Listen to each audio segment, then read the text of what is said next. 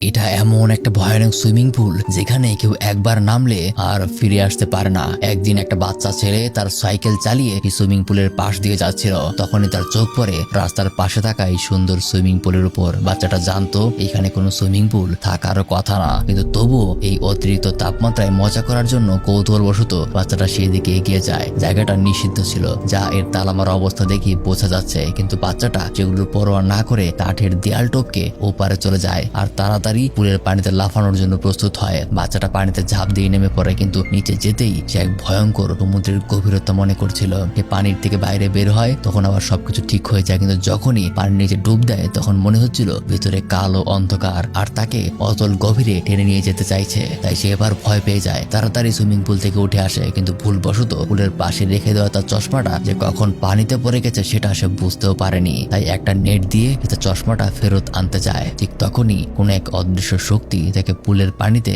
ধাক্কা মেরে ফেলে দেয়, আর এটাই হয়ে যায় তার জীবনের শেষ মুহূর্ত।